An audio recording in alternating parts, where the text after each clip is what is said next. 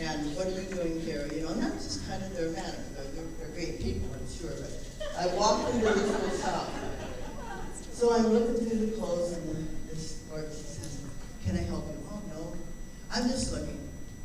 So I kind of gone through the blouses there. Now this was in the late 80s, so this was when the prices were still down again. But I looked at this one blouse, and it was $715. I said, ma'am, can you help me? Could you tell me why this blouse is $198 and this blouse is $715? It looked like an ordinary blouse, honestly. It was nothing special about it, no gold weaving or anything. So she looked at me, she said, they kind of have a way of looking down their nose at you, you know, like, don't you know? She said, ma'am, this blouse is an original. There's not another one like it in the whole world. This is a unique creation, and that's why it's so expensive, because there's no duplicate of it in the whole world. Now, ladies, let me tell you something. That's why you are so valuable. Amen. There is not another one like you in the whole world. There is not another creation like you in the whole world. We are unique. We're blessed. We have put within us different talents, different gifts. And sometimes we don't use them because we think it doesn't look like somebody else's. Yeah. You know, and that we don't look or act like somebody else, so it's not important, it's not valuable. But God made every one of us valuable. He made every one of us. I don't care how we look. I don't care how long our hair is, or short our hair is, or how we look, or how big we are, or whatever, or how thin we are. It doesn't make any difference. We are unique creations, and that's why we're so valuable. Now, Psalms 139:15 says, when I was still in my mother's womb, I was still in my mother's womb. You formed me. You created me. You embroidered me, as with various colors. I've been embroidered, not like anybody else.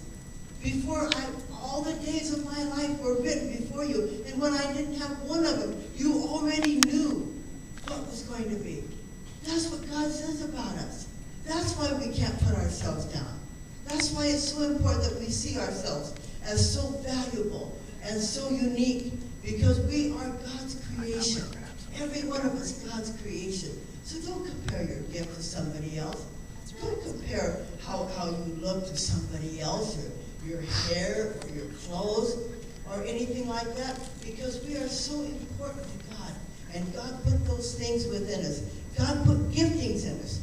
Now, I see Janet Roger over here. She was created to do the big spas. And honestly, I don't even really care about a spa, but she does. And God gifted her to do that. You know, I do like jewelry, so I do maybe compare myself to Yvonne a little bit with jewelry, but honestly, every one of us have been created so uniquely.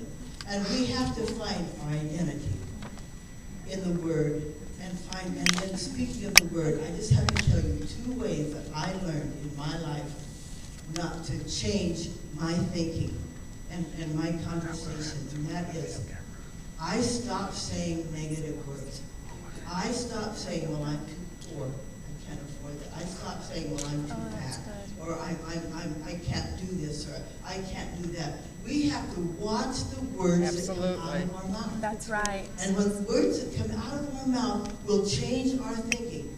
And I think we'll learn a little bit of that from Carolyn Leaf. But it changes our thinking, so stop saying negative words. I met a gal the other day, she was from Israel, and she said, well, I act like this because I'm getting old. I said, don't you ever say that. Come on. That's right. Don't say that. Because when we say these words, our body goes to create exactly what it hears our mouth say.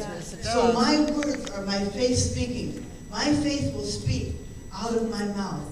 And it's so important that we say the right words and stop the negative talk. And then get in the Word. Yes. Honestly, the Bible changed my life. I have to give credit. The Bible changed my life. and get in the Word and find my identity and to find out who I am in God. Honestly, that changed me. I knew then that if God called me to do business, I could do business. Our business has grown. We have 8 facilities. We have about 500 employees. But the important thing is that God called us to do that. He called us out of the missionary field, but to be in the business world. It doesn't make any difference what God calls you to do or God calls you to be. That's right. Maybe you're a mother. Maybe you're just a wife. I shouldn't say just a wife. Maybe you have the honor of being a wife. Maybe you're a leader. I don't know what it is, but just remember, it's not about us. It's about Him. It's about the giftings that God put in us. So I just want to challenge you today. Find your identity in the Word of God. And know that He created you special. That you are special. That you are unique. That there is not another one like you in the whole world. And that makes us special. That makes us expensive. And that makes us so that we know that God has called us to be what He wants us to be. And I have one more illustration. So, this is the kind of the opposite comparison. I have one more. So we were in Africa, and somebody said, we want you to meet the king of the Asante tribe in Africa. This is in Ghana. Have any of you ever been in Ghana? Okay, well, they want us to meet the king of the Asante tribe. So, by now, I've learned to dress up because whenever you go to meet a king, you put on your best clothes. I had a beautiful pink silk dress, and I had my hair done, and I had on heels and makeup and jewelry because I was going to meet the king of the Asante tribe. So we go in, and somebody takes us in there, and we go into this kind of it was a palace, but I mean, it didn't look like a model kingdom palace, but it was a palace. So we go in, and they said, now be really quiet, you don't talk, you're in the presence of a king, you don't talk, you're really quiet. So here I am in my finery, and everybody's dressed up, and I'm feeling really good about myself. So he said, okay, quiet now. Here comes the king. Here comes the king. So out walks the king of the Asante tribe. He has on flip-flops. he has an old cotton roll wrapped around him like this. And I thought, Lord, I'm glad that I learned not to compare myself with anybody else. And you taught me not to compare because it doesn't make any difference. He had a king. He was in his kingly robe. I was in my kingly robes.